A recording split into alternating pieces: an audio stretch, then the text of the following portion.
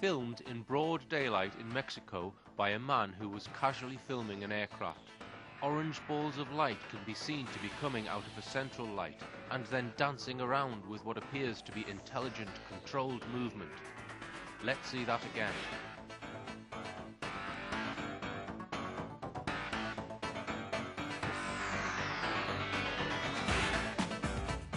Next, the object spews out dozens of smaller balls of light, which then continue to dance around in a controlled manner.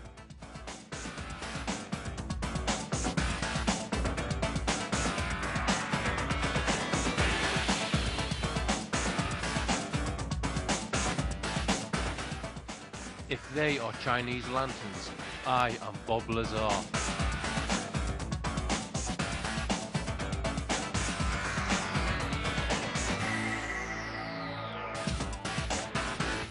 Another possible UFO event which intrigues me is the wind turbine incident in Lincolnshire.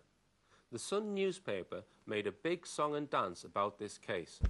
I think the incident as a whole follows a classic pattern on probably disinformation, in the sense that the Sun led on that story as a newspaper headline literally for several days.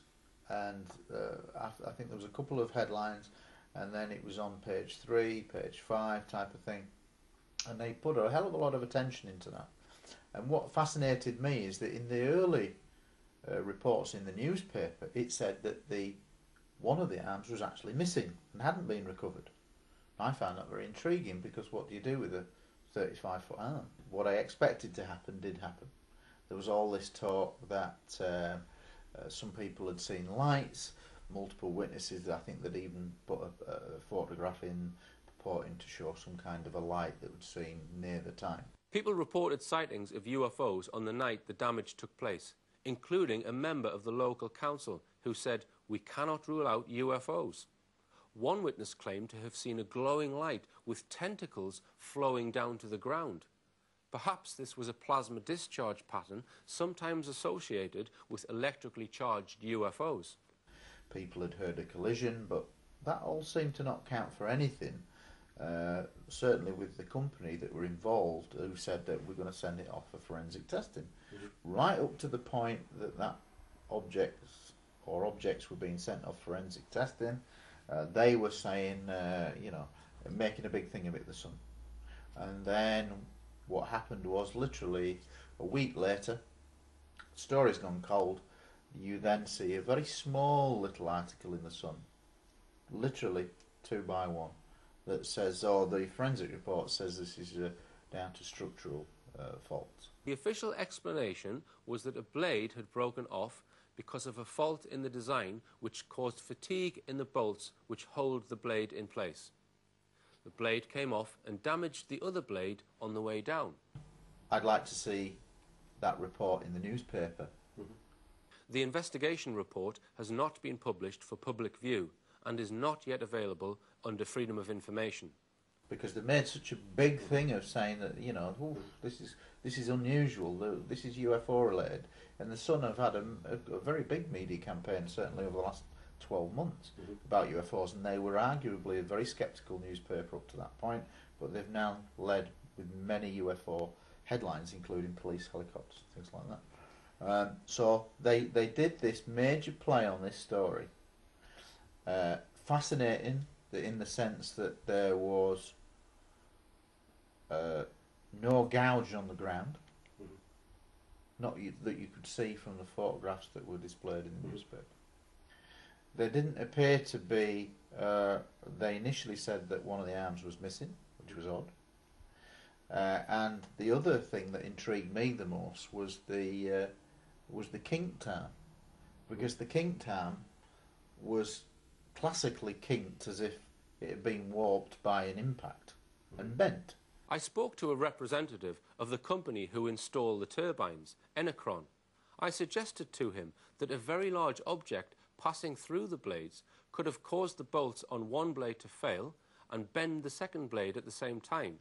He said that he thought I was talking shit and stuck to his guns. Another thing which perplexes me is that if the joint which holds the blade in place did become weak. The most likely point the blade would fly off is when it is pointing directly to the ground. This is because, in this position, centrifugal and gravitational forces are both acting together to pull the blade away from the centre. When the blade is at the top of its cycle, gravitation acts in such a way which pulls the blade towards the centre. If the blade came away at the point of highest force, i.e. whilst it was pointing to the ground, the blade would have flown off to the side. Not very good if you happen to be walking your dog nearby. They speculated over the days that it could have been perhaps some kind of stealth object that was being tested. Why would the MRD test an object in that kind of area? It infers, if you go along that premise, that the object was out of control and therefore wandered into the field of turbines. Well, if that was the case, if it collided with a turbine, causing one arm to fall off and one arm to be kinked, it would have to be of a massive size to still remain in the air, which I suspect it wouldn't have been able to do, and therefore you'd have had crash damage of either this object or a light aircraft. A light aircraft would have disintegrated. It would have took a wing off the aircraft, would have flown, there'd have been debris. If it had been a balloon, it would have got entangled, it would have come down. If it had been a microlight, something of that kind, a powered glider, it would have just brought it down. The sheer dimensions of this turbine, this was not at all a small turbine, it was a huge turbine, one of the biggest. So I find a lot of very intriguing questions, and for when they came out and said, okay, this is structural fault, that was it. It was a 2x1 article. Well, really, if the investigative journalist, having made a big thing of all these anomalies, you would have surely thought of said, right, here we go, let's have a good big article on this report. Let's have quotes from the report. Let's see who did the report. But it strikes me that this was a classic pattern of big build-up. We don't really want to know about the answer, and then they just accept the explanation without doing their job, investigative journalism, by quoting.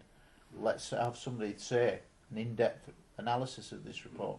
Why would they just accept the first thing that's said? It doesn't add up, and it doesn't match the evidence of the testimony of the people around. It may be UFO related, it may not, but what I'm saying is that there are a number of questions that haven't been answered, and I think the Sun were derelict in not following up on the story that they'd built up in the minds of the public, and then they just dropped it. They appear to just take the very first answer they'd been given. Wind turbines do not always face the same way. The turbines work like a windmill by rotating its central shaft so that the blades always face the oncoming wind. This means that the housing at the top of the main shaft can rotate around the centre. If something was to hit a blade with force, it's possible that the leverage created would force the shaft to rotate around to a different orientation. All of the photographs I have subsequently managed to find show that the damaged turbine is not facing the same way as the other turbines.